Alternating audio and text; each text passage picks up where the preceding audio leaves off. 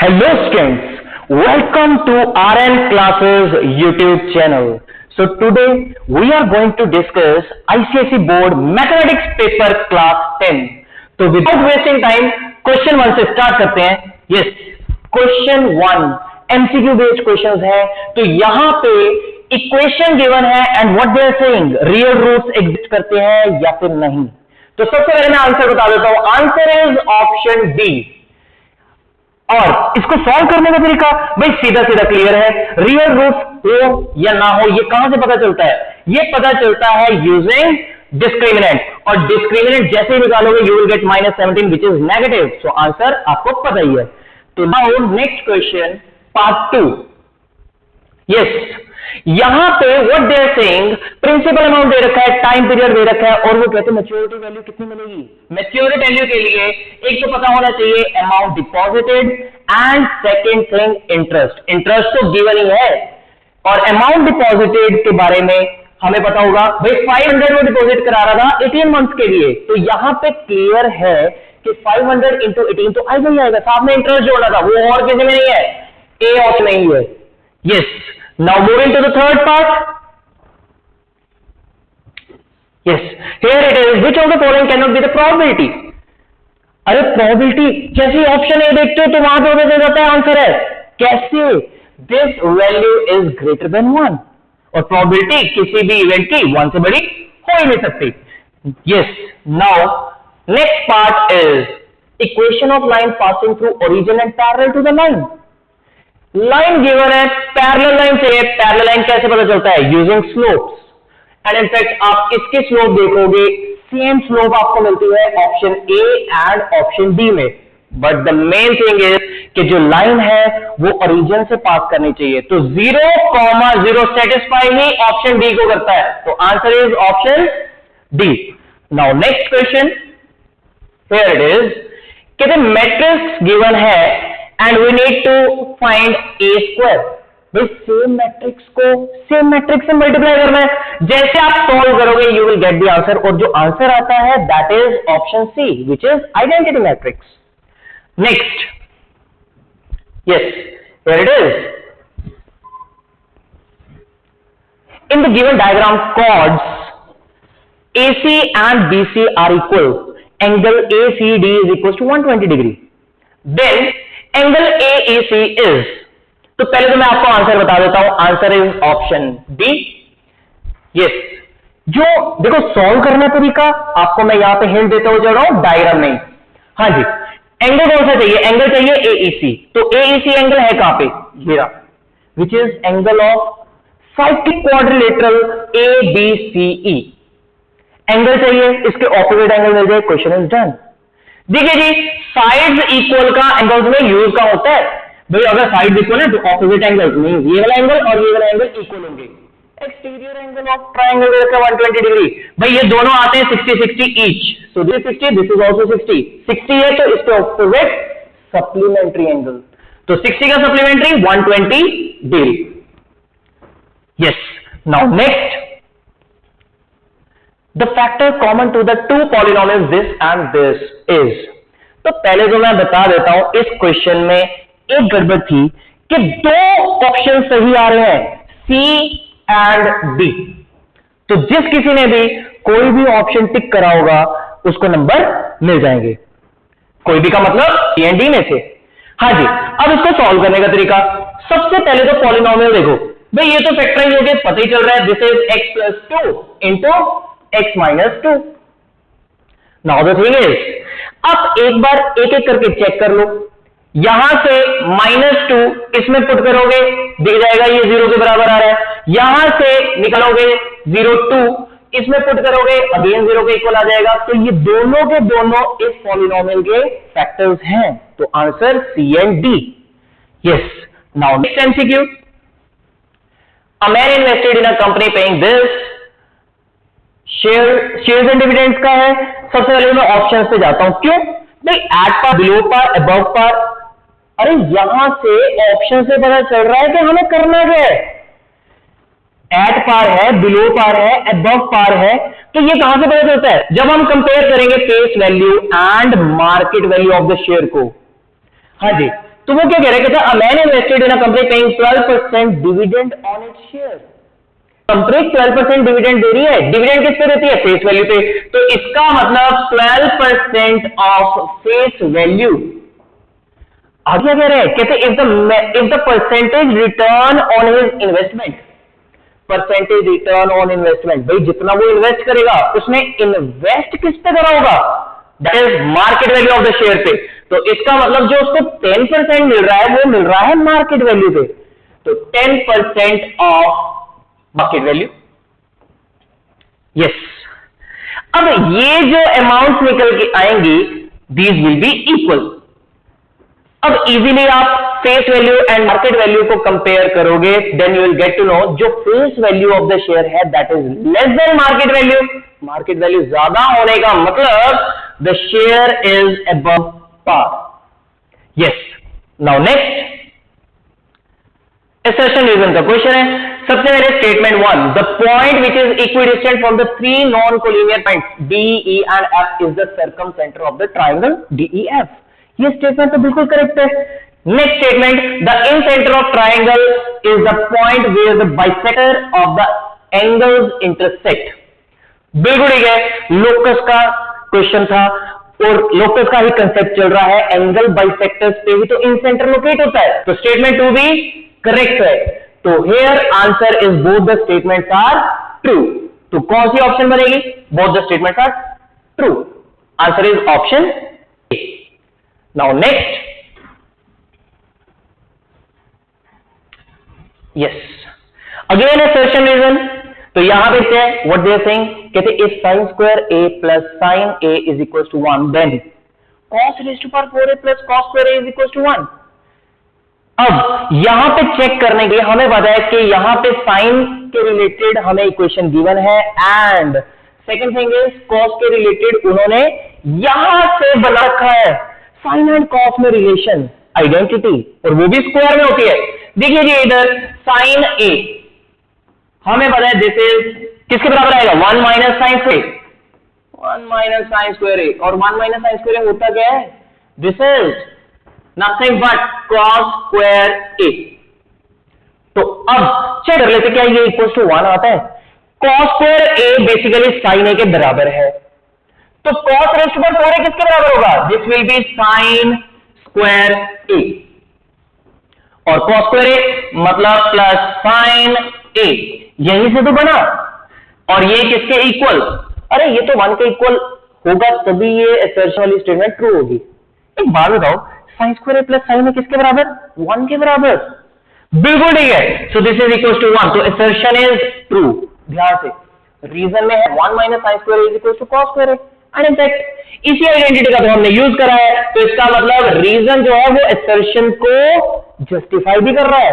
तो यहां पे answer is both A and R are true and R is correct reason for A, which is option C. Next MCQ. In the given diagram, triangle similar given है, length of FG, बिल्कुल ठीक है। Similarity में side की length निकालनी है, side की ratio क्या होती है, बराबर, तो हम किसका यूज करने वाले हैं, सिमिलैरिटी स्टेटमेंट। और यहां से एक चीज का ध्यान रखना, सबसे पहले टारगेट को भी देखोगे। टारगेट में क्या है, साइड FG फाइंड आउट करना है। FG के कॉरेस्पॉन्डिंग क्या बनती है, यस, FG के कॉरेस्पॉन्डिंग इधर, FG के कॉरेस्पॉन्डिंग BC। एक चीज का ध्यान रखना, माइट भी यहां पे क्वेश्चन जो है वो थोड़े से ब्लर दिखे, क्वेश्चन पेपर आपके पास है और आप वहां से क्वेश्चंस को रीड आउट कर सकते हो, एंड इनफैक्ट डिस्क्रिप्शन में भी क्वेश्चन पेपर डाल दिया होगा। हाँ जी, तो BC is to FG, another पहले ट्राइंगल देखिए ABC, ये रहा ट्राइंगल, एंड ट्राइंगल EFG, ये रहा ट्राइंगल। हाँ जी, ABC में और क्या गिवन है, ABC में BC तो गिवन है, इसके और AB भी गिवन है, तो यहां से रेशियो AB के साथ बनेंगे क्योंकि गिवन क्वांटिटी का तो यूज करना है, और AB के कॉरेस्पॉन्डिंग क्या आ रहा है, दैट इज EF। जैसे आप इस रेशियो को यूज करोगे you will get the answer, and जो आंसर आता है इस क्वेश्चन के लिए दैट इज ऑप्शन ए। हाँ जी, next MCQ, if the volume of two spheres in the ratio 27:64 then the ratio of their radii is। पहली बात, जो स्फीयर्स की हम बात कर रहे हैं, स्फीयर्स का वॉल्यूम टोटली डिपेंडेंट है रेडियस पे, और फॉर्मूला क्या होता है 4/3 पाई आर क्यूब। दो स्फीयर्स के वॉल्यूम की रेशियो पे जब भी जाओगे तो आप आर क्यूब के फैक्टर पे जाओगे, तो इसका मतलब हमें यहां पे वॉल्यूम्स की जो रेशियो दे रखी है, this is nothing but ratio of cubes of corresponding radii. तो जब हमें रेडियस के क्यूब्स की रेशियो गिवन है, तो रेडियस की रेशियो क्या बनेगी, that will B 3:4। So answer is option A. Now the next one, yes, तो जीएसटी का क्वेश्चन है। सबसे पहले मैं आपको आंसर बता देता हूं, यहां पे जो आंसर आ रहा है दैट इज ऑप्शन डी। और ये कैसे आ रहा है, एक चीज का ध्यान रखना, कुछ बच्चों ने मिस्टेक्स करी होंगी। यहां पे सीजीएसटी इज चार्ज, मतलब सीजीएसटी रेट दे रखा है 4%, और सीजीएसटी जीएसटी का हाफ होता है, तो जीएसटी रेट क्या चलेगा 8%। अब 8% जीएसटी है और इसको कैलकुलेट करना है फाइनल मार्क्ड प्राइस जो गिवन है, जीएसटी के साथ हमें चाहिए। Yes, the mark price of an article is this, if the CGST is charge at the rate of 4% then the price of the article including GST, GST को include करना है तो 8% जीएसटी और ऐड करना है, तो 108% of the value of the article which is 1375। इसको evaluate करोगे, you will get the answer. Yes, now next, हाँ जी, कहते the solution set for this inequality is. देखो, इनइक्वालिटी बहुत ही सिंपल है, क्योंकि यहां पे एक्स वाली टर्म मिड में है, तो मैं इसको डायरेक्टली सॉल्व कर सकता हूं। सबसे पहले 3 से मल्टीप्लाई करूंगा, एंड देन क्योंकि नेगेटिव में दिख रहा है तो -1 से मल्टीप्लाई करोगे, you will gate -6 less than x less then 0। And in fact solution set में ऐसे एक्स आने चाहिए जो इंटीजर है। अब इंटीजर के लिए हमें पता है -6 to 0 के बीच में इंटीजर, क्योंकि यहां पे स्ट्रिक्ट इनइक्वालिटी है, तो -5 -4 -3 -2 and -1। So answer is option A. Now next, again assertion reason, कहते हैं the mean of first 9 natural number is 4.5। Check कर लेते हैं। देखो, अब मीन निकालना है तो हमें पता है formula some of observations by total number of observations. तो सम ऑफ ऑब्जर्वेशंस 9 नेचुरल नंबर, और वो भी फर्स्ट 9 नेचुरल नंबर, तो 9 into 10/2, ये तो आ गया सम। किससे डिवाइड करो, number of observations which is 9।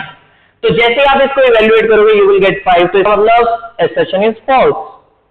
तो assertion फॉल्स से एक ही ऑप्शन बनती है, कौन सी, assertion is false, R is true. So answer option B. Yes, आगे चलते हैं। Yes, now here comes the subjective question. तो यहां पे देखो, सबसे पहले क्या करें, solve the following quadratic equation this, give your answer correct to 3 significant figures.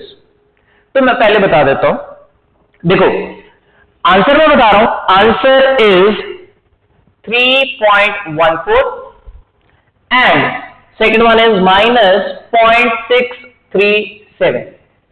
Solve करने के लिए बिल्कुल सीधा सा फंडा है, आपको क्वाड्रेटिक फॉर्मूला आता है, तो यहां से इक्वेशन पे जैसे ही क्वाड्रेटिक फॉर्मूला लगाओगे you will get x equals to 5 plus minus root of b square minus 4ac discriminant, और वो आता है 57/2 into a which is 4। Simplify करोगे you will get the answer. Clear है? अब सिंप्लीफिकेशन वाले स्टेप्स मैं यहां पे डिस्कस नहीं कर रहा, वो आप इवेल्युएट कर सकते हो। हाँ जी, next,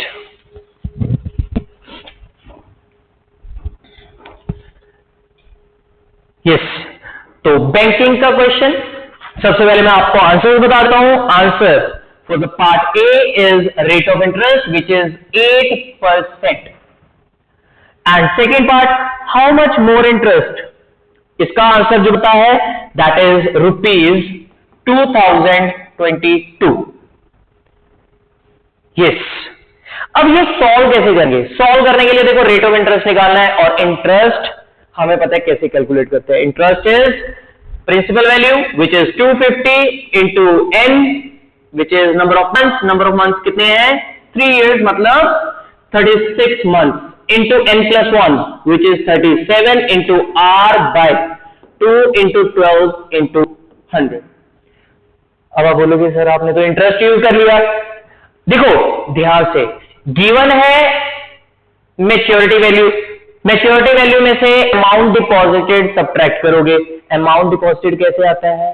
principal value into number of months.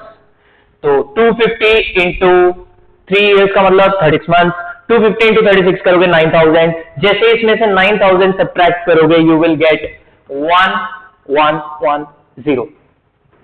Solve करो and get the value of R की वैल्यू आ जाती है 8%। फिर देन नेक्स्ट देखो, नेक्स्ट पार्ट में क्या कह रहा है? How much more interest. और यहां पे कंडीशन क्या चेंज हो रही है? सिर्फ और सिर्फ प्रिंसिपल वैल्यू बढ़ रही है, बाकी सारी की सारी वैल्यू सेम है, नंबर ऑफ मंथ सेम है, रेट ऑफ इंटरेस्ट सेम है। तो जैसे ही आप कैलकुलेट करोगे you will get answer which is 12132 rupees. अगर आप 300 रुपए प्रिंसिपल पे करते हो तो इतना आता है, और डिफरेंस किसके साथ? जो पहले हमें मैच्योरिटी वैल्यू मिली थी विच इज दिस, डिफरेंस बनता है 2022। यस। नाउ नेक्स्ट पार्ट,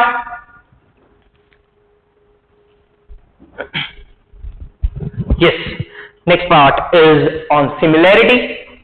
चलिए जी, आंसर मैं बता देता हूं। सबसे पहले सिमिलैरिटी प्रूव करनी है, और वो प्रूव होती है using AA rule.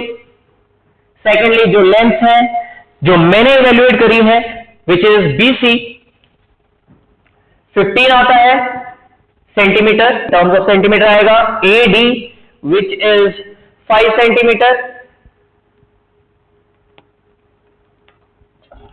Wait, this is 15, this is 5 and AE is 4 centimetre.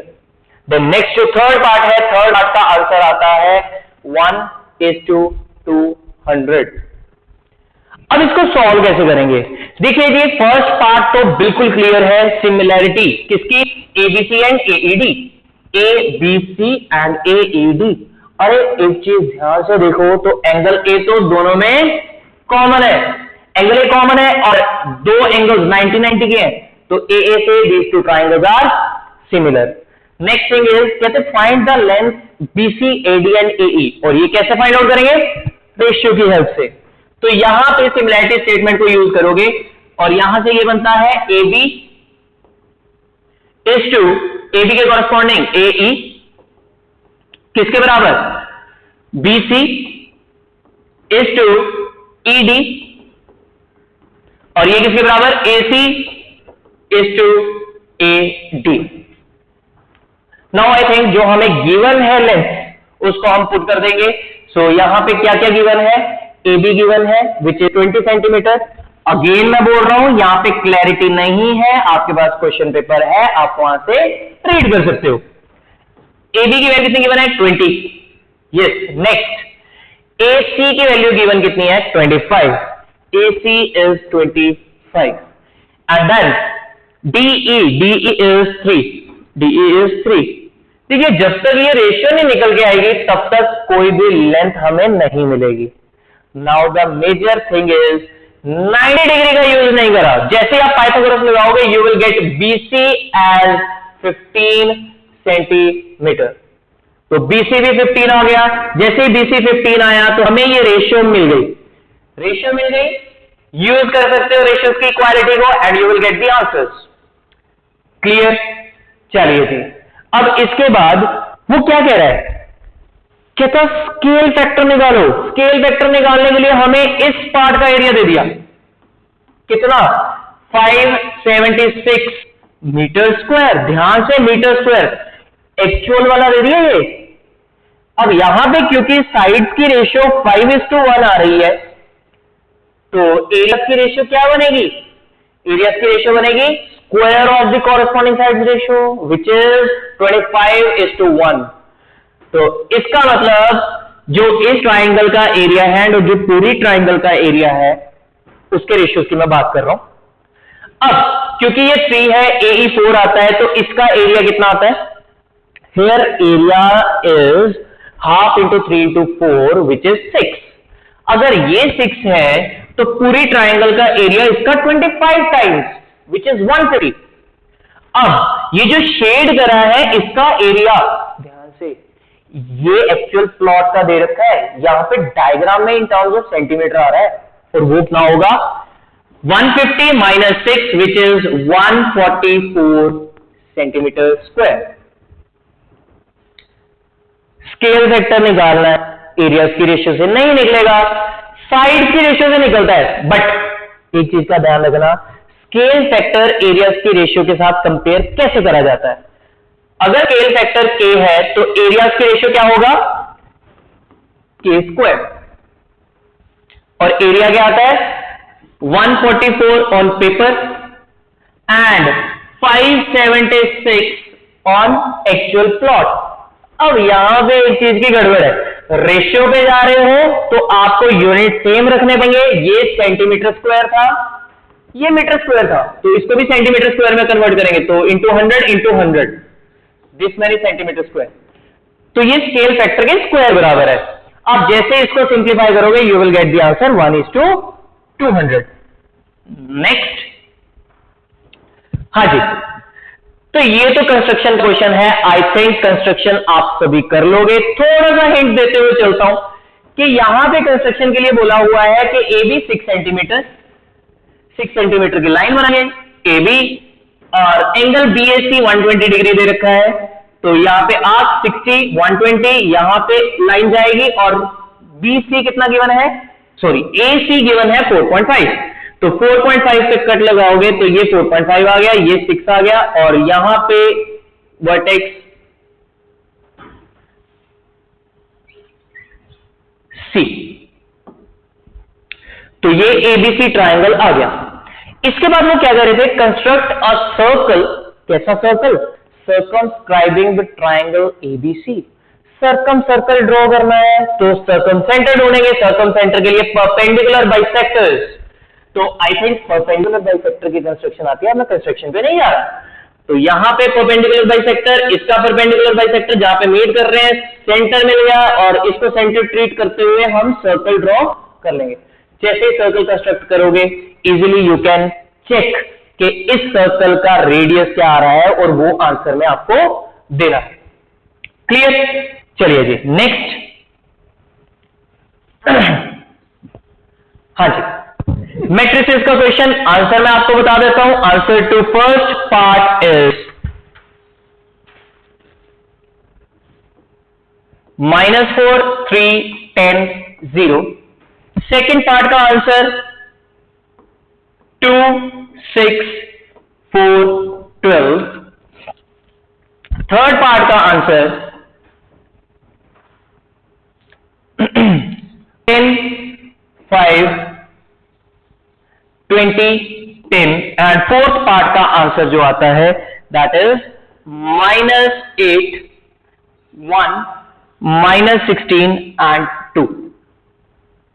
Yes, so these are the answers. अब चलते हैं कि इसको सॉल्व कैसे करना है। पहले वाला पार्ट तो बिल्कुल इजी है, कहते दो मैट्रिसेस की एडिशन में हम कॉरेस्पॉन्डिंग एलिमेंट्स को ऐड करते हैं, A एंड C, इसके कॉरेस्पॉन्डिंग एलिमेंट्स 1 -5, ऐसे ऐड करूंगा तो क्या आएगा -4, फिर 2 एंड 1 ऐड करूंगा तो क्या आएगा 3, देन 3 7 ऐड करूंगा तो क्या आएगा 10, एंड 4 -4 ऐड करा तो 0।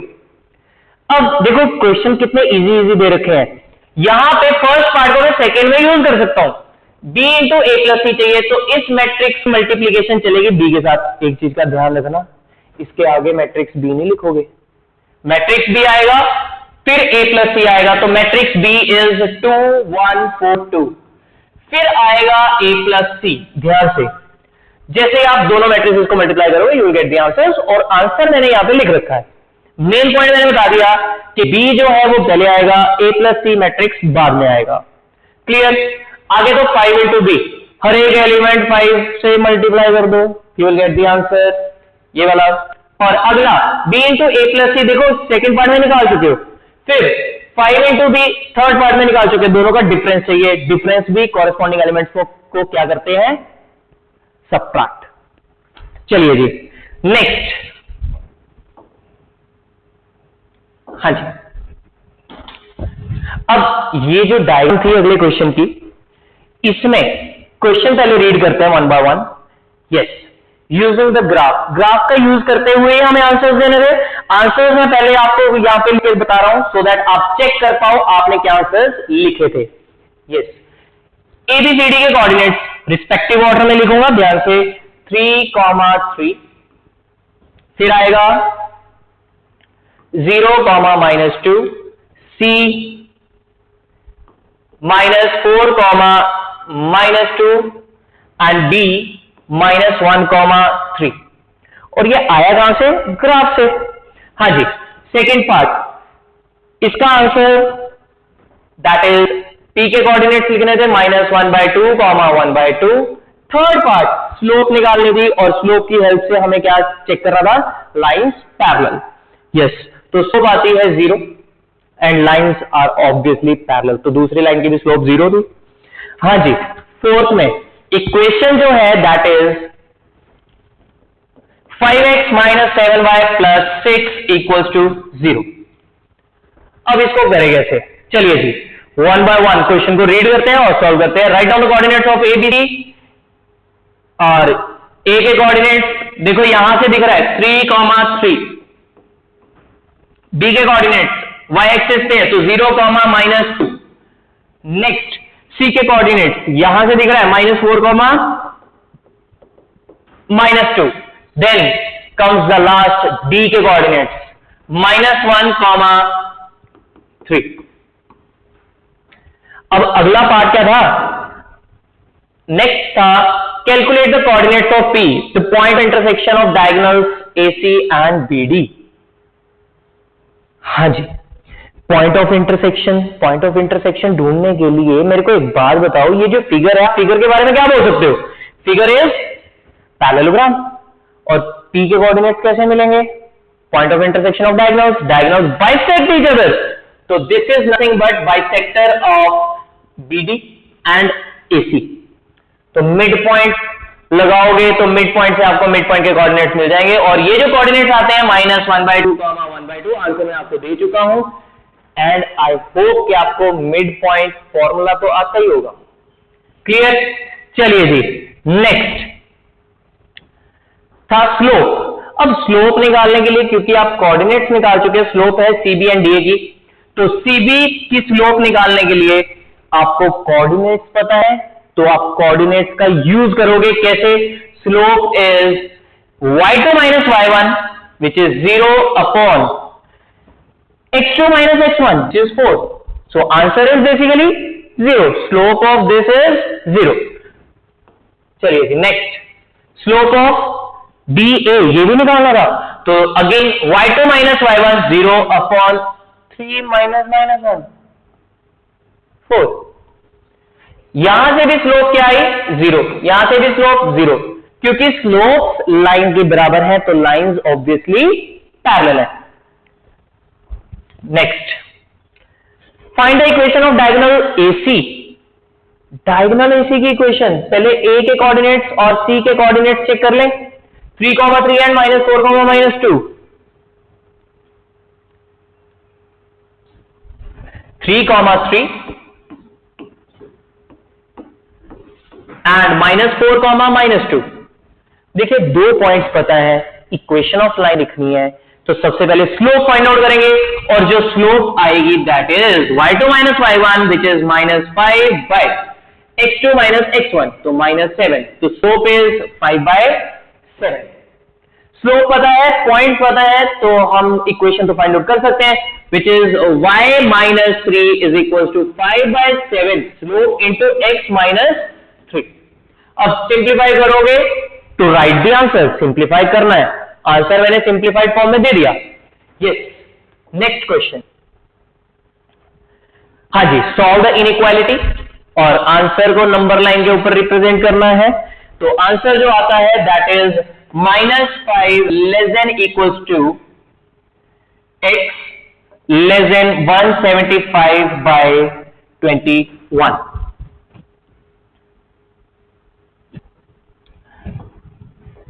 यस, और इसको नंबर लाइन पे रिप्रेजेंट करना आप सभी जानते हो। नंबर लाइन बनाएंगे, यहां पे -5, फिर आगे जाके पॉजिटिव साइड पे 175/21। रिप्रेजेंट करने के लिए -5 से लेके 175/21। एक चीज ध्यान रखना, -5 यहां पे क्या है, इंक्लूडेड, तो इसको इंक्लूड करोगे डार्क सब। और ये है नंबर लाइन पे सॉल्यूशन। हाँ, अब इसको सॉल्व करने का तरीका देखिए, हमें पता है ये जो इनइक्वालिटी है ये दो इनइक्वालिटीज को मिला के बना हुआ है। One is this, other one is this.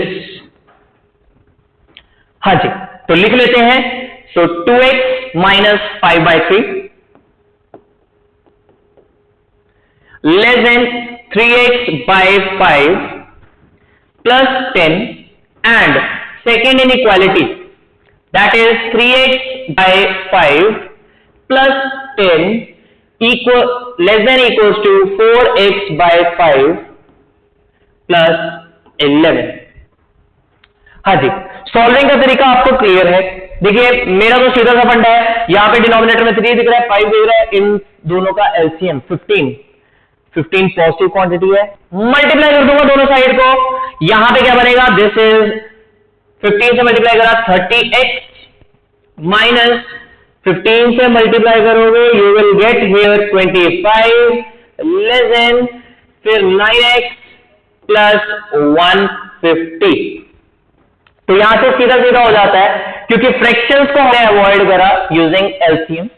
तो इसके बाद अब यहां पे आ जाता है 21x लेस देन 175, तो यहां से आ गया x less than 175/21, x less than 175/21 first inequality को सॉल्व करके। सेकंड में देखो अगेन दोनों में डिनोमिनेटर में 5 दिख रहा है, 5 से मल्टीप्लाई करूंगा, 5 इज अ पॉजिटिव क्वांटिटी, तो यहां पे 3x plus 50 less than equals to 4x plus 55। Again यहां से देखो इसकी साइड चेंज करूंगा तो यहां पे आएगा x greater than equals to, और इधर से आता है -5। तो दूसरी इनइक्वालिटी को सॉल्व करके आया x greater than equals to -5। जैसे फाइनली सॉल्यूशन नंबर लाइन के ऊपर दोनों को प्लॉट करोगे, इंटरसेक्शन देखोगे, you will get -5 less than equals to x less than 175/21। हाँ जी, बढ़ते हैं अगले क्वेश्चन पे। हाँ जी, 80 का क्वेश्चन है। सबसे पहले मैं आपको आंसर्स प्रोवाइड कर देता हूं। Here number of terms are 16 और जो कॉमन डिफरेंस है दैट इज 3। अब चलते इस क्वेश्चन की सॉल्विंग पे। सॉल्विंग के लिए कहते first term of AP is 5, मैं यहां पे लिख भी रहा हूं, first term is 5। Last term मतलब अगर n टर्म्स है तो nth term is 50 and some is 440, मतलब n टर्म्स का जो सम है that is 440। First term last term given है और सम भी गिवन है, तो यहां से मैं तो यूज करूंगा sum of first and terms which is n/2 into first term plus last term which is 5 plus 50 equals to 440। तो जैसे इक्वेशन को सॉल्व करोगे directly you will get the value of n, और n की value आ जाती है 16।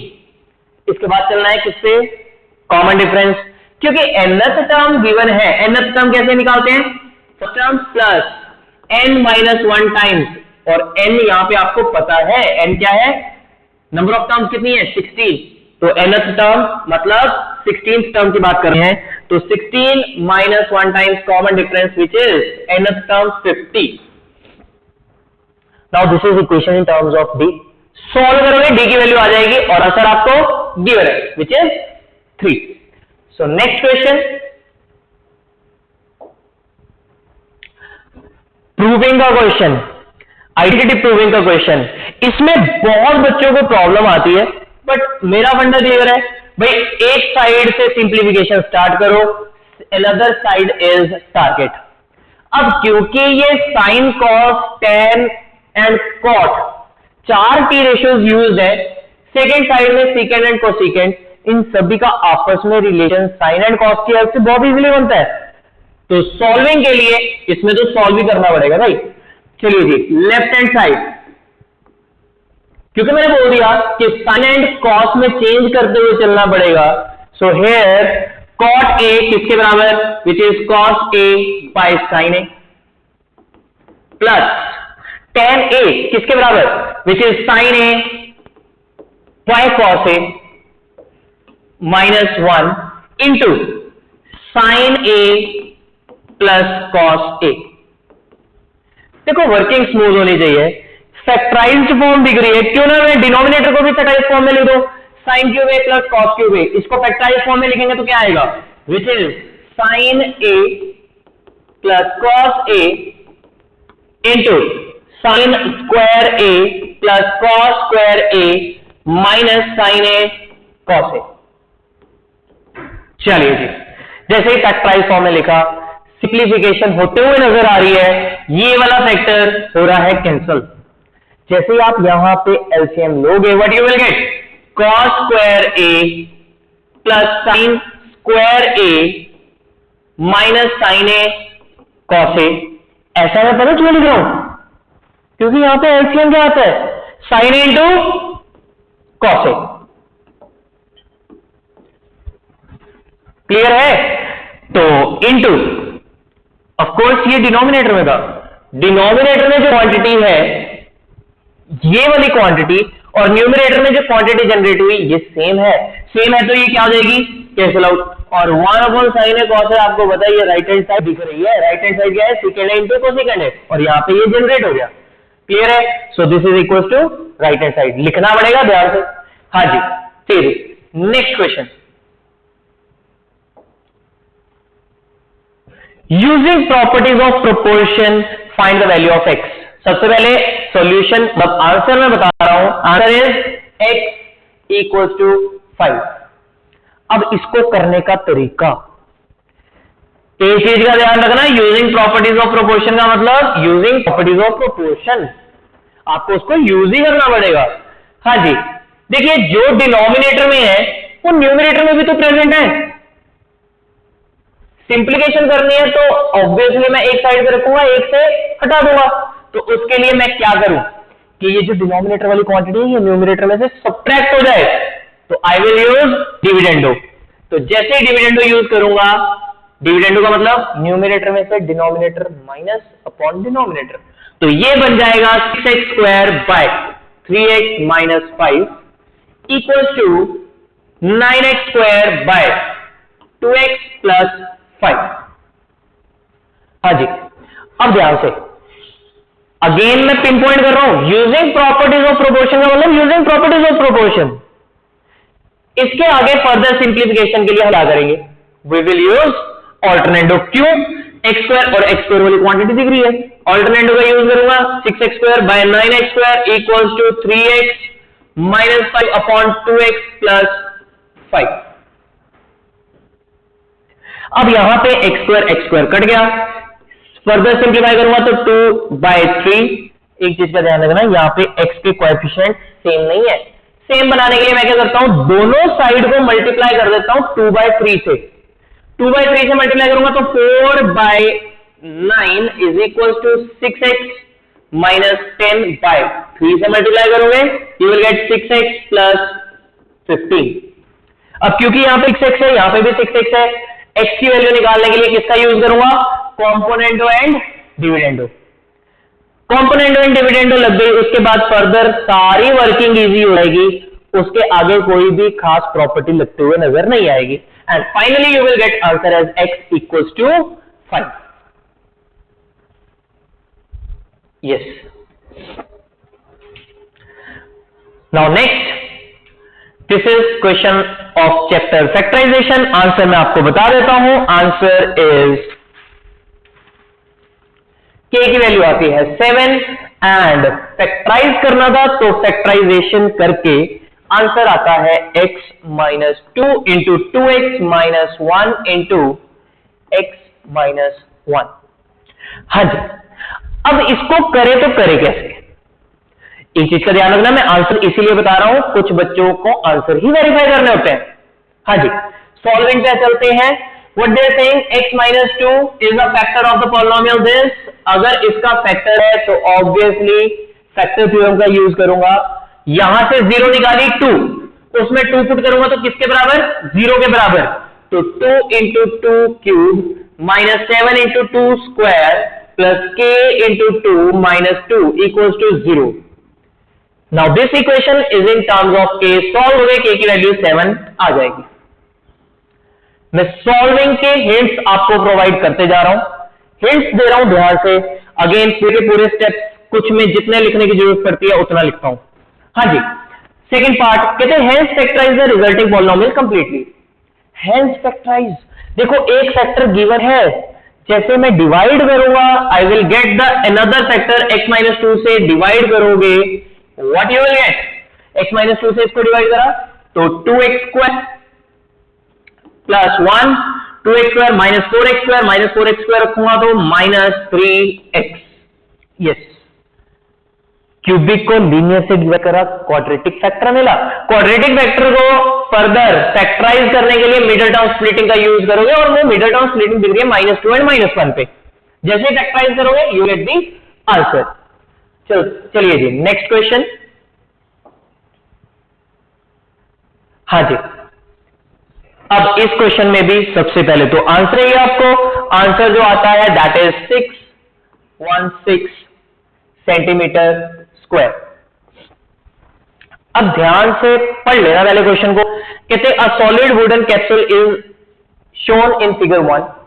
ये कैप्सूल दिया हुआ है। कहते जैसे ही इस कैप्सूल को देखोगे आपको पता चलेगा कि ये 2 हेमिस्फीयर और एक सिलेंडर को मिला के बना हुआ है, जो कि फिगर 2 में उसकी डिवीजन करके दिखा दी। हाँ जी, find the sum of total surface area of 3 part as shown in figure 2। Working इस चीज की करनी है, sum of total surface area of the 3 part shown in figure 2। इन तीनों पार्ट के टोटल सरफेस एरिया को ऐड करना है ध्यान से।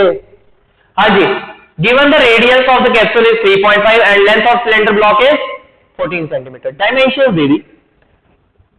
चलिए, अब क्योंकि हमें टोटल सरफेस एरिया इवेल्युएट करना आता है, फॉर्मूला आपको पता है, तो 2 पाई r r प्लस h, तो 2 into 22/7 into radius into r plus h। Yes, तो वैल्यूज प्लेस करनी थी। हाँ जी, फिर फर्दर हेमिस्फीयर का total surface area which is 3 pi r square, तो 3 पाई रेडियस तो सेम ही है 7/2। 7/2 में इसलिए यूज कर रहा हूं, फ्रैक्शंस है तो 2 की कटिंग हो जाएगी। क्लियर? और ये हेमिस्फीयर कितने हैं? 2 है, तो सेम ही एक और बार आएगा तो इंटू 2। अब तीनों के टोटल सरफेस एरिया को क्या करना? Add. Now the thing is, इसकी कटिंग करो, इवेल्युएट करो, सिंप्लीफाइड फॉर्म में 616 सेंटीमीटर स्क्वायर आपके पास आंसर आ जाएगा। हाँ जी, next, use a graph paper for this question. Plot करना है, रिफ्लेक्ट करना है। अब अगर मैं इस क्वेश्चन की बात करूं, this is a question from chapter reflection. अब रिफ्लेक्शन का क्वेश्चन है, एबीसी को प्लॉट करे बगैर हम रिफ्लेक्ट नहीं कर सकते। यस,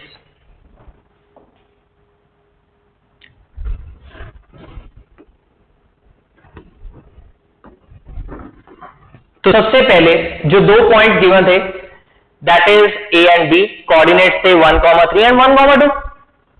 1,3 कहीं यहां पे होगा, 1,2 कहीं यहां पे होगा।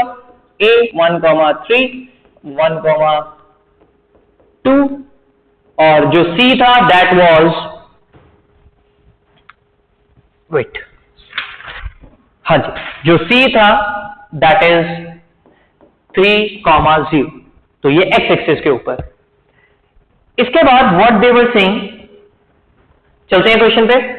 कहते प्लॉट करो, प्लॉट तो हमने कर दिया, मतलब ग्राफ आप बनाओगे तो ग्राफ पे वैसा ही बनेगा। मैं यहां पे ग्राफ रफ डायग्राम बना के दिखा रहा हूं, ध्यान से। हाँ जी, reflect A and B on the x axis and name their images as E and D. देखिए, एक जो गड़बड़ यहां पे हो सकती थी बच्चों से, माइट बी हुई भी होगी, कि ए की रिफ्लेक्शन ई आएगी, बी की रिफ्लेक्शन डी आएगी। किस में रिफ्लेक्शन देख रहे हैं? एक्स एक्सिस में।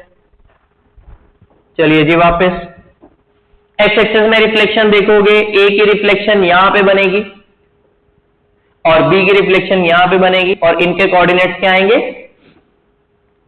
1, -3, और ये आएगा 1, -2। और पॉइंट्स आपको पता होने चाहिए, पॉइंट्स जो थे, this is E and this is D. Clear? फिर अगेन जो नेक्स्ट पार्ट है, it reflect A B through origin, और नेम क्या देना है? एफ एंड जी। ये भी रिस्पेक्टिव ऑर्डर में चल रहा है, ध्यान से। चलिए जी, ओरिजिन में रिफ्लेक्ट करोगे, ओरिजिन के थ्रू रिफ्लेक्ट करोगे, you will get a point over here. ये बी को रिफ्लेक्ट करा है, ए को रिफ्लेक्ट करोगे, you will get a point over here. ठीक है, अब इसके कोऑर्डिनेट्स जो बनते हैं, दैट इज -1, -2 एंड -1, -3, और names G and here it is F। Clear? फिर जो लास्ट पार्ट है, दैट इज कहते रिफ्लेक्ट ए बी सी। हाँ, ये वाला पार्ट तो रह गया। Reflect A B C on the y-axis and name their images as J, I and H respectively। ये भी रिस्पेक्टिव ऑर्डर में चल रहा है। चलिए जी,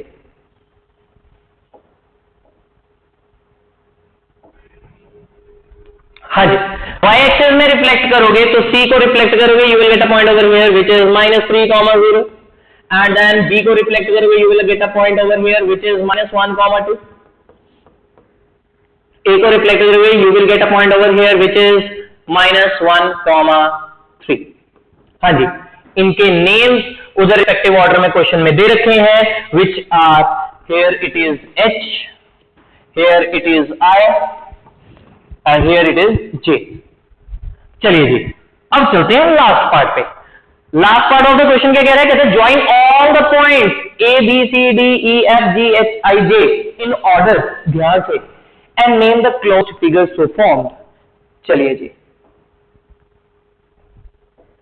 हाँ जी, ज्वाइन करते हैं ऑर्डर में, A to B, फिर C, फिर D, फिर E, फिर F, G, H, I, J। इनको ज्वाइन तो कर दिया, बट उन्होंने क्लोज्ड फिगर की बात करी है, तो वापस J to A। हाँ जी, ये जो क्लोज फिगर बनी, इसका नेम देना था, तो नेम देने के लिए आप इसकी साइड्स काउंट करो कितनी है, तो 10 नंबर ऑफ साइड्स है, नेम इज डेकागन।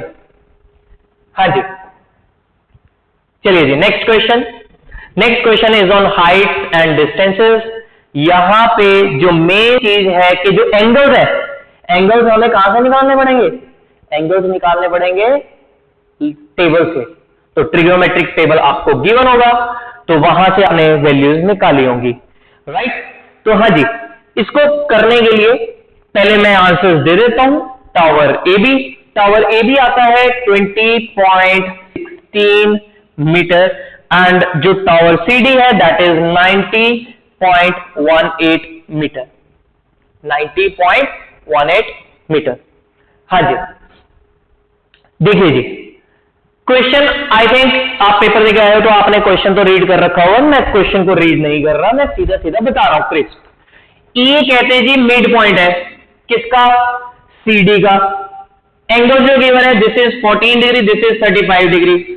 अब ऑब्वियसली इन एंगल्स का रोल कहां पे आएगा? ये वाला angle, this is 14 degree and this is 35 degree.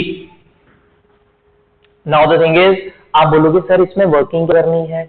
Target देखो, टारगेट कहते हैं सीडी एंड एबी की लेंथ फाइंड आउट करनी है, सीडी एंड एबी की लेंथ फाइंड आउट करनी है।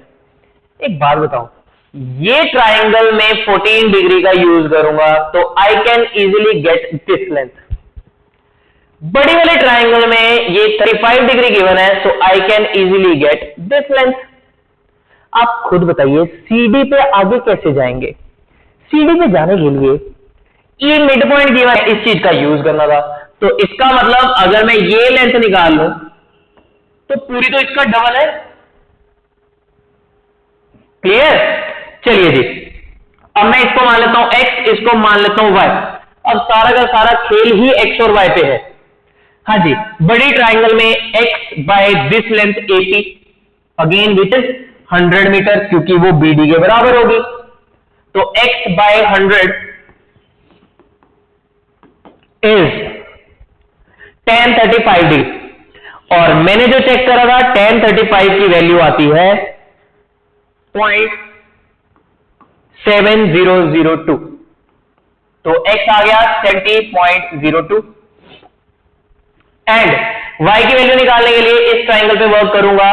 तो y by 100 is equal to tan 14 degree, and again मैं जो चेक करा है tan 14 डिग्री की वैल्यू विच इज 0.2493। देखिए यहां पे जो मैंने ट्रिग्नोमेट्रिक टेबल यूज करा है, माइट भी मैंने कोई और सोर्स उठाया हो, तो वहां पे वैल्यूज हल्की सी स्लाइटली इन डेसिमल्स आगे जाके डिफर कर सकती हैं, ध्यान से। हाँ जी, तो यहां से जो y की वैल्यू आती है दैट इज 24.93। अब खुद बताइए जी, C निकालना है। C कैसे निकालोगे? x minus Y. जैसे x माइनस वाई करोगे उसका डबल करोगे, you will get CD। Answer आपको प्रोवाइडेड है, आंसर आप मिला सकते हो। फिर उसके बाद आप बोलोगे सर AB, मैं तो बोलूंगा CE मिल गया, तो इसका मतलब ये वाली लेंथ सेम है क्योंकि E मिड पॉइंट था।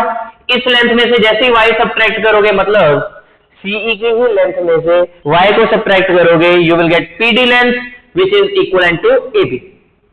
और वो भी मैंने यहां पे आंसर में लिख दिया। बाकी सारा प्लस माइनस का गेम है, वो आप कर लोगे। हाँ जी, नेक्स्ट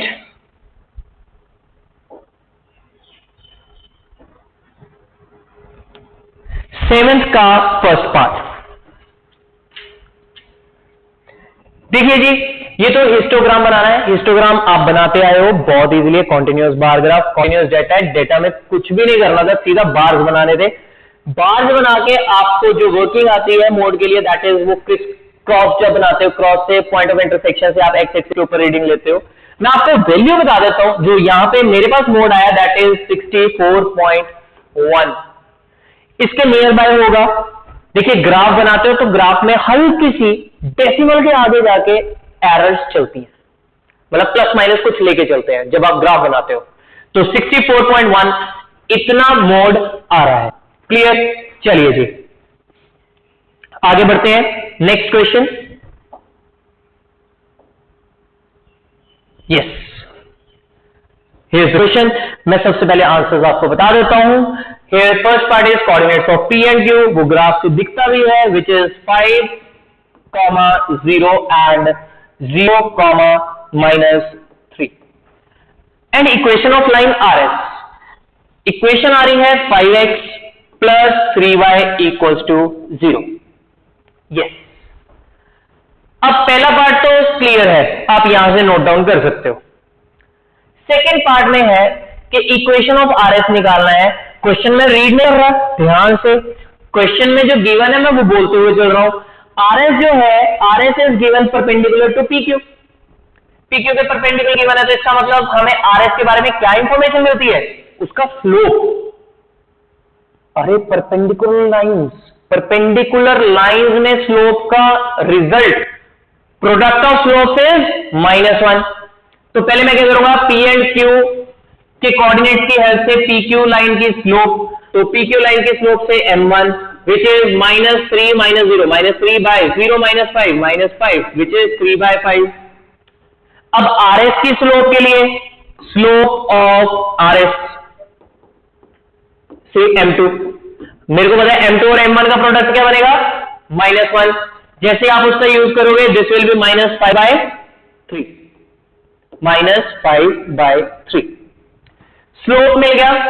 अब RS की इक्वेशन के लिए पॉइंट पता है कि वो ओरिजिन से पास कर रहा है, ओरिजिन से पास कर रहा है, तो इसका मतलब 0, 0 से पास कर रहा है।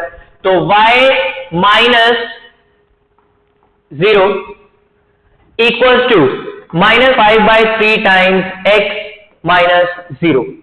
यस, अब फर्दर इसको सिंप्लीफाई करोगे, सिंप्लीफाइड फॉर्म में ये आंसर आपके पास आ जाएगा। क्लियर? चलिए जी, नाउ नेक्स्ट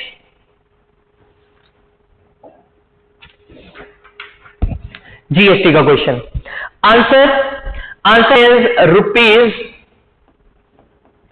₹1949.40। हाँ जी, अब इसको सोल्व कैसे करना है? देखिए, जीएसटी के क्वेश्चन मेरे को बहुत अच्छे लगते हैं। क्यों?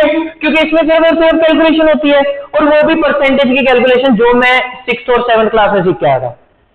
चलिए जी, इधर व्हाट दे आर सेइंग, कहते हैं आर्टिकल ए बी ये परचेज करा हुआ, check whether the total amount paid by the customer is correct और not, justify your answer with necessity working. बिल्कुल ठीक है, मेरे पास तो ये अमाउंट आई है और वो चेक करना है।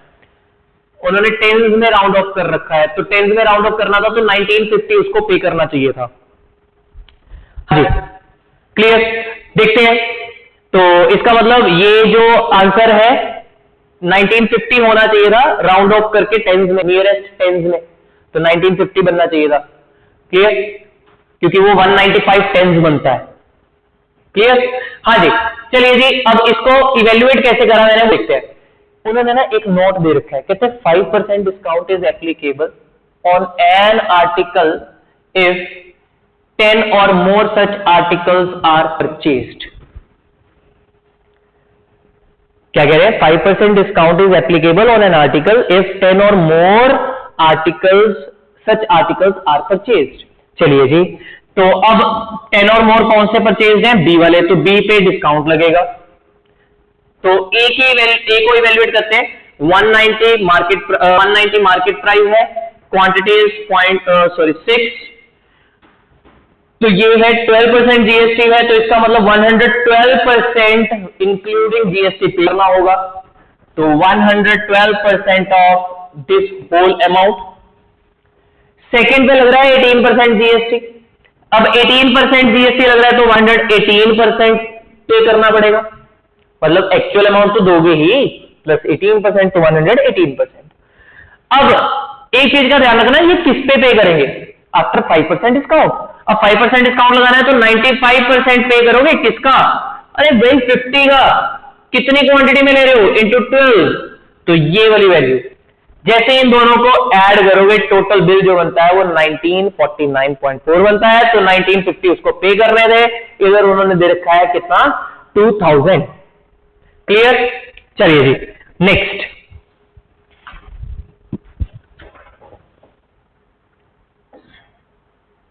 हाँ जी, व्हाट दे मीन, कहते a man bought this many shares. Okay, shares and dividends का है। अगेन मैं आंसर आपको प्रोवाइड कर रहा हूं। Answer is market value. Market value आती है 250 rupees, and then dividend percent declared. Dividend percent जो आता है विच इज 6.25%। एक चीज का ध्यान रखना, डिविडेंड कौन डिक्लेयर करता है? कंपनी। हाँ जी, third part, number of shares जो था दैट इज 80। हाँ जी, अब इसको सॉल्व कैसे करना है? सॉल्व करने पे ध्यान। देखिए जी, कहते हैं मैन बॉट 200 शेयर। शेयर की जो फेस वैल्यू है that is ₹200 of a company at 25% premium. मतलब मार्केट वैल्यू इसकी 25% बढ़ के है, तो इसका मतलब उसकी मार्केट वैल्यू देखिए 25% बढ़ा के, तो एक्चुअल में उसको होल अमाउंट देनी थी 200, जबकि वो बढ़ी हुई वैल्यू है, तो 25% बढ़ा के इसका मतलब 125% ऑफ 200। तो जैसे इसको सॉल्व करोगे यू विल गेट 250 रुपीज। तो market value of the share is ₹250। फिर फर्दर डिविडेंड परसेंट डिक्लेयर्ड। देख, डिविडेंड परसेंट के लिए जो गिवन क्वांटिटी उन्होंने दे रखी है that is if he received a return of 5% on his investment. वो क्या इन्वेस्ट कर रहा है? देखिए, कभी भी आप शेयर खरीदोगे तो किस पे खरीदोगे? मार्केट वैल्यू पे। अब वो तो अपना रिटर्न देख रहा है कि मैंने इतना इन्वेस्ट करा, मतलब मैंने मार्केट वैल्यू इन्वेस्ट करी, उस पे मेरे को 5% मिला। तो इसका मतलब जो डिविडेंड कंपनी ने प्रोवाइड करा that is 5% of market value. Market value is 250। मैंने ये बोल दिया 5% ऑफ मार्केट वैल्यू, ये मैं कस्टमर के अकॉर्डिंग देख रहा था, मतलब जो सॉरी परचेज करे हुआ है शेयर होल्डर के अकॉर्डिंग बोल रहा था, मैं कंपनी के अकॉर्डिंग नहीं बोल रहा। ध्यान से, कंपनी तो डिक्लेयर करती है अपनी फेस वैल्यू पे, फेस वैल्यू है 200। अब मान लो कंपनी ने डिक्लेयर करा X% का डिविडेंड, तो वो पे कर रहा है X% ऑफ 200, इतना पे कर रहा है और इतना वो रिसीव कर रहा है, मतलब ये जो दोनों क्वांटिटी है दोनों इक्वल है, तो यहां से जो X की वैल्यू निकल के आती है दैट इज 6.25, इसका मतलब कंपनी ने डिक्लेयर करा डिविडेंड दैट इज 6.25। क्लियर। अब इसके बाद number of share purchase if annual dividend of ₹1000 received. चलिए जी, अब एक शेयर पे तो मैंने देख लिया कितना डिविडेंड है, एक शेयर पे तो ये रहा डिविडेंड, उसने अपनी रिटर्न से यही तो बताया कि मेरे को इतना मिला रिटर्न है, तो 5% ऑफ 250, चेक करो कितना आता है। सो दिस इज 12.5, ये एक शेयर पे है। अगर n नंबर ऑफ शेयर्स पे देखोगे तो n नंबर ऑफ शेयर्स पे इतना मिलेगा विच इज इक्वल टू 1000। तो जैसे आप यहां से नंबर ऑफ शेयर्स इवैल्यूएट करोगे you will get answer as 80। Clear. चलिए जी नेक्स्ट वन। हाँ जी यस, तो इधर है कि मीन फाइंड करना है to the nearest whole number and median. तो सबसे पहले तो मैं आंसर बता देता हूं, आंसर इसका भी 13, इसका भी 13, नियरेस्ट होल नंबर में था, ध्यान से 13 पॉइंट समथिंग आता है तो 13। चलिए ये देखते हैं।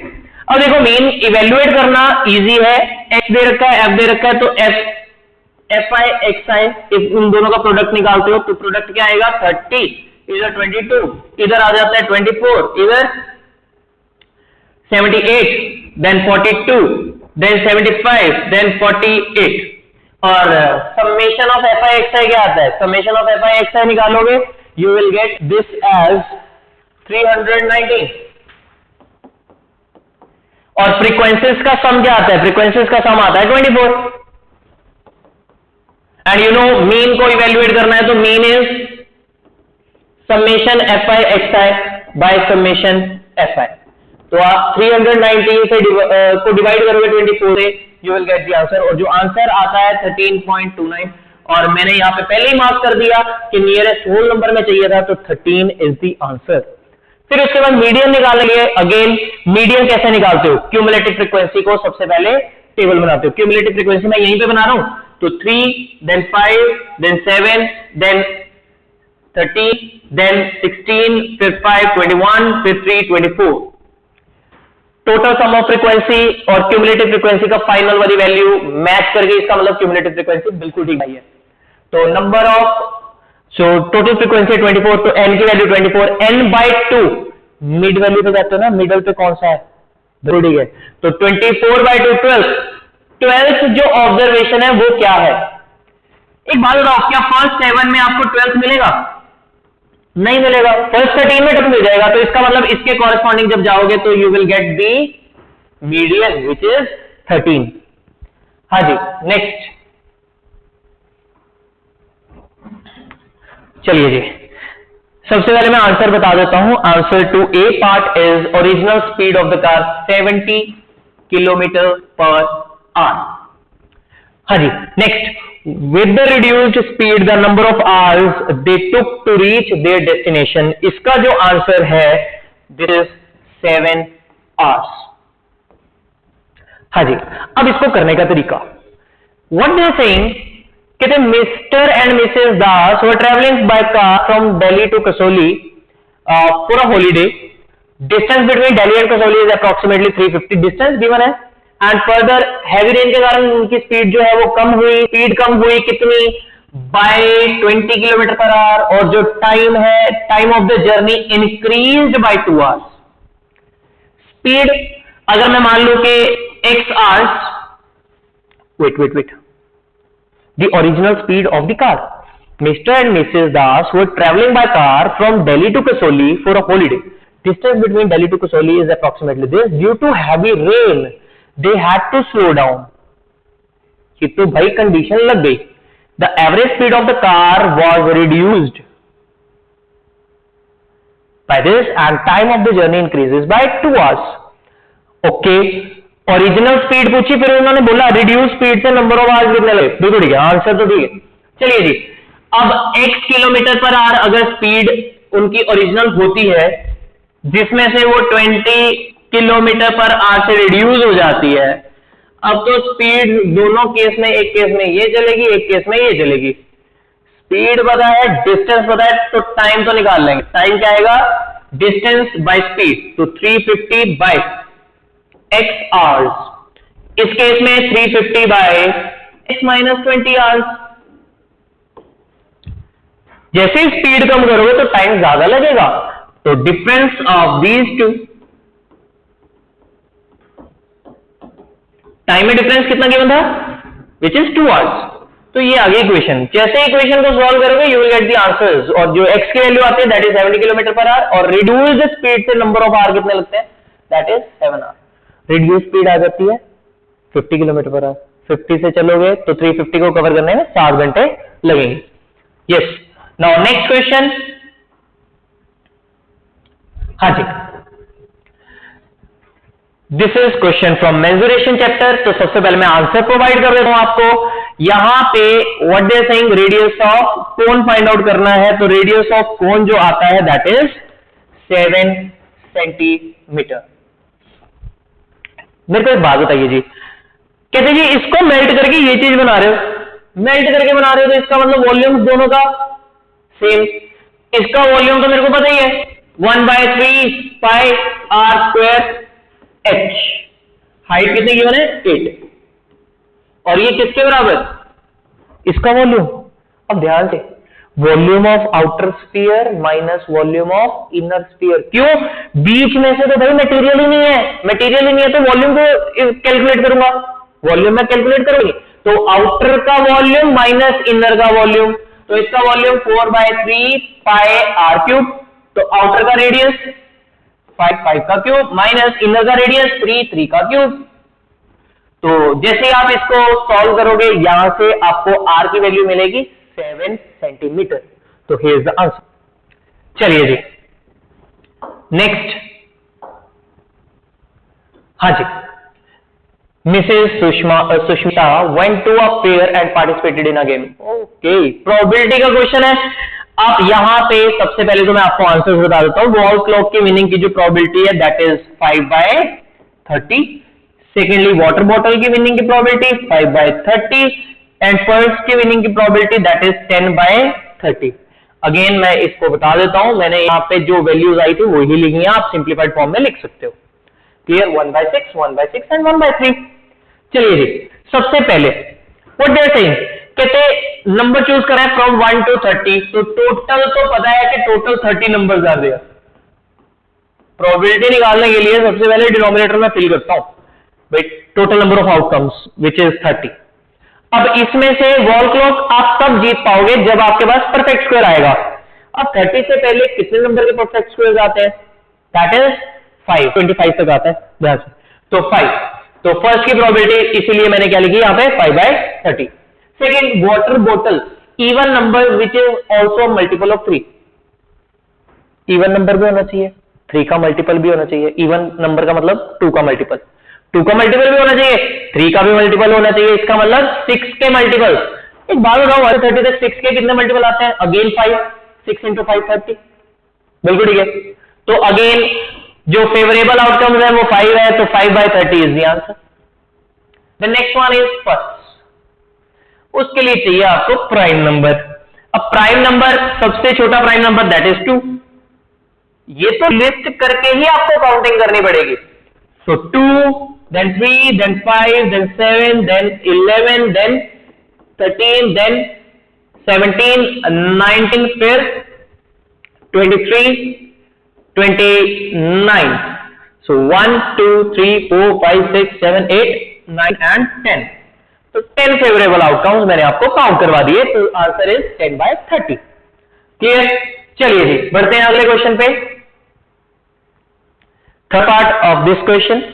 तो यहां पे ऑफकोर्स एंगल्स निकालने थे। एंगल्स निकालने के लिए जो आंसर्स आए हैं, मैं पहले आंसर्स डिस्कस कर लेता हूं। First one is 58 degree, second one is 29 degree, third one is 66 degree, fourth one is 33 degree. देखिए जी, ये जो ज्योमेट्री के क्वेश्चंस होते हैं, these are very good questions. Diagram पे ही सॉल्व हो जाएगा ये सारा का सारा। कैसे? ध्यान से देखो जी, जो गिवन क्वांटिटी है वो आपको पता ही है, पढ़ रखा होगा आपने क्वेश्चन। मैं तो यहां पे चल रहा हूं जी। एंगल BOX, सबसे पहले ये वाला एंगल फाइंड आउट करना है। देखो बताइए, टेंजेंट है तो रेडियस के साथ ये 90 डिग्री बनाएगा। ट्राइंगल में जैसे ही एंगल सम प्रॉपर्टी लगाओगे, you will get this answer. Answer मैंने दे दिया 58 डिग्री। चलिए जी, इसके बाद CYX करने का तरीका बता रहा हूं, हिंट दे रहा हूं सिर्फ और सिर्फ। CYX ये वाला। मेरे को एक बात बताओ, ये CX आर्क सर्कमफ्रेंस पे बना रही है, CX आर्क सेंटर पे जो बना रही है वो तो हम फाइंड आउट कर चुके हैं। तो ऑब्वियसली इस एंगल का हाफ करोगे, you will get this angle. तो इसीलिए 58 का हाफ करके 29 लिख दिया गया। चलिए जी, ZYX ये वाला। देखो एक बात बताओ, टेंजेंट इस कॉर्ड के साथ, ये देखो मैं ऐसे मार्क कर रहा हूं, इस कॉर्ड के साथ यहां पे एंगल बना रही है 66 डिग्री, और यही कॉर्ड दूसरे सेगमेंट में एंगल क्रिएट कर रही है। तो angle in the alternate segment, तो अगर ये 66 है तो ये भी 66। क्लियर है जी। नाउ OXY ये वाला एंगल फाइंड आउट करना है। ये वाला एंगल फाइंड आउट करने के लिए व्हाट आई नो इज कि भाई अगर ये वाले एंगल पे जाना है तो मैं ट्राइंगल ना क्रिएट कर लूं। ट्राइंगल कैसे क्रिएट करूं भाई? O2Y ज्वाइन करो। O2Y ज्वाइन करोगे। अब ये जो ट्राइंगल है ये बहुत ही नाइस ट्राइंगल है, आइसोसेलेस ट्राइंगल। ये एंगल और ये वाला angle equal. If this is x, this is also x। ऐसा मैं क्यों कर रहा हूं? क्योंकि मेरे को ये वाला एंगल बहुत इजीली मिलेगा भाई। XY आर्क सेंटर पे, XY आर्क सर्कमफ्रेंस पे, ये वाला एंगल।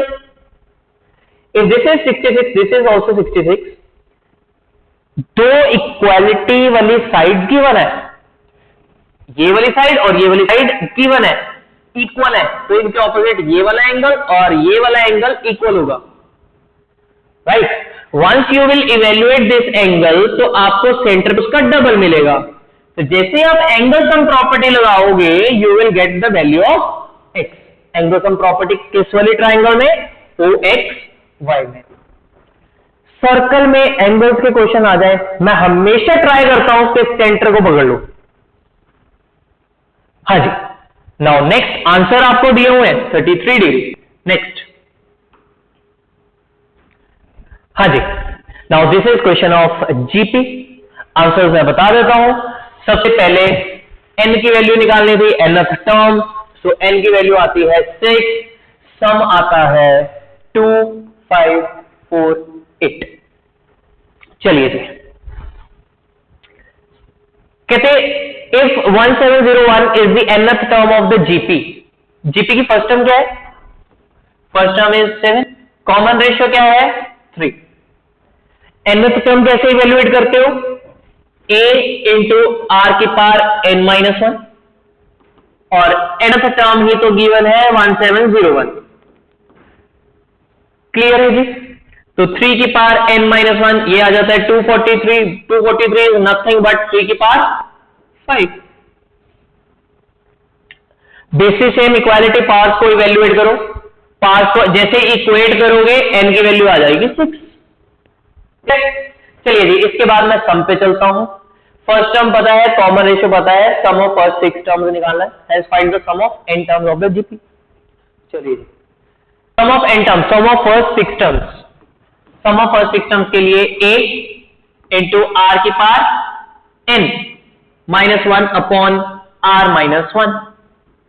क्लियर है जी। अब ऑब्वियसली 3 की पावर 6 आप इवेल्युएट करोगे, विच इज 729। पुट करो 729 इसकी जगह पे, फिर इसको सिंप्लीफाई करो। सिंप्लीफाई करके आपके पास जो आंसर आया that will be same as I have written alongside the question. Clear? चलिए जी, नेक्स्ट क्वेश्चन। हाँ जी, प्रूव करना है triangle PTR similar to this. Proof हो जाएगा। फिर prove that PT square is equal to this, ये भी प्रूव हो जाएगा। Third, if PR is equal to this, PS is equal to this, then find the length of tangent PT। इसका answer मैं बता रहा हूं, आंसर इज 8 सेंटीमीटर। चलिए जी, अब इसकी वर्किंग पे चलते हैं। वर्किंग के लिए ट्राइंगल्स को सिमिलर शो करना है। ट्राइंगल्स पहले देखो तो सही, कौन से ट्राइंगल है? ट्राइंगल PTR, ये वाली ट्राइंगल, ट्राइंगल PST, ये वाली ट्राइंगल। अरे दोनों ट्राइंगल में नेम से भी क्लियर है, वैसे दिख भी रहा है कि एंगल P कॉमन है। उसके बाद एक और एंगल देखो, टेंजेंट का यूज करो ना। टेंजेंट इस कॉर्ड के साथ यहां पे एंगल बना रही है और यही कॉर्ड दूसरे सेगमेंट में यहां पे बना रही है, तो एंगल भी ऑल्टरनेट सेगमेंट का यूज करो। एक और एंगल की इक्वालिटी मिलेगी by AA rule. These two triangles are similar. Triangle similar हैं, जैसे आप रेशियो बनाओगे साइड की, you will be getting this, PT square is equal to PR into PS। Clear? अब इसी का यूज करते हुए मैं अगला वाला पार्ट यूज करो, फाइंड आउट करो। कहते PT फाइंड आउट करो, PR और PS गिवन है, इसमें प्लेस ही कर देते प्रूव करने के बाद। तो PT square is equal to PR into PS, PR into PS is 16, तो 64 बनता है। PT स्क्वायर 64, इसका मतलब PT की लेंथ 8 सेंटीमीटर। चलिए जी, बहुत इजी क्वेश्चन थे। चलिए जी, हाँ जी, now here comes the last question of the paper. बहुत इजी, क्यों? तो डायग्राम में सारा कुछ तो गिवन है। डायग्राम में अगर सारा कुछ गिवन है, क्या क्या करना था? कहते the graph represents this, okay. Monthly salary जो है वो एक्स एक्सिस के ऊपर है और नंबर ऑफ वर्कर्स जो है वो वाई एक्सिस के ऊपर है। चलिए जी, क्वेश्चन देखते हैं, क्वेश्चन है क्या? The total number of workers जो है प्लॉट करे गए होंगे। देखिए, finally total number of workers कहां पे जा रहे हैं? 75 तक। तो total number of workers are 75। हाँ जी, पहले पार्ट का आंसर मैंने लिख दिया। देन द मीडियन क्लास के लिए क्या करते हैं? n/2 पे चलेंगे। तो n/2 मतलब 75/2 करोगे तो 75/2 इज 37.5। तो 37.5 कहां पे है? 37.5 रफली इधर होगा, तो इसको चलो जी, इसके कॉरेस्पॉन्डिंग 37.5 ऊपर की तरफ, ओके। तो इसके कॉरेस्पॉन्डिंग आप नीचे एक्स एक्सिस की तरफ आओगे तो ये 6 to 8 के बीच में लाई करेगा। ये थाउजेंड में है, ध्यान से, सैलरी जो मंथली सैलरी है। तो मीडियन आते 6000 to 8000। फिर फर्दर नेक्स्ट पार्ट क्या कह रहे थे? The lower quartile class, lower quartile के क्या करते हैं? n/4, तो 18.75 के कॉरेस्पॉन्डिंग, 18.75 तो यहां पे कहीं पे होगा। इसके कॉरेस्पॉन्डिंग जब चलोगे तो ये कौन सी क्लास में लाया करेगा? 2 to 4, अगेन थाउजेंड में है, तो ₹2000 to 4000। Again I am saying this are also in rupees. चलिए, जो लास्ट पार्ट है, that is number of worker having monthly salary more than और equal to 6000 but less than 10,000। तो 10,000 से कम और 6,000 से ज्यादा। 10,000 से कम और 6,000 से ज्यादा मतलब इस रेंज में जो फॉल करेंगे। नंबर ऑफ वर्कर्स देखो इस रेंज में, तो इधर इसके कॉरेस्पॉन्डिंग जो बनता है that is number of workers 70, और इसके कॉरेस्पॉन्डिंग देखो तो नंबर ऑफ वर्कर्स बनता है कितना? ये आप एक बार चेक कर लेना कितना है, 35 है या 38 है, जो भी है, ठीक है जी। तो 70 से उसको जैसे सब्ट्रैक्ट करोगे you will get the answer. मेरे को जो नजर आ रहा है वो 35 नजर आ रहा है, माइट बी क्वेश्चन में मेरे पास जो आया थोड़ा सा ब्लर था, आपके पास क्वेश्चन पेपर पड़ा होगा तो आप वहां से चेक कर लेना, ठीक है जी। तो 70 माइनस दैट क्वांटिटी, अगर वो 35 है तो आंसर 35 होगा, अगर वो 38 है तो आंसर 32 होगा। क्लियर है जी, वो देख लेना। तो इसी के साथ discussion of this paper is over and I hope कि आप सभी ने अपने आंसर्स को चेक करा होगा, वेरीफाई करा होगा कि आपने आंसर ठीक करा है या गलत करा है। And with this I will request you all कि हम जो भी मेहनत कर रहे हैं, जो भी वीडियो बना रहे हैं, वो आपके लिए बना रहे हैं एंड आपके फ्रेंड्स के लिए बना रहे हैं। So I will request Please share this video, like this video, and comment on this video. Do like RN Classes YouTube channel and do subscribe the channel. Thank you.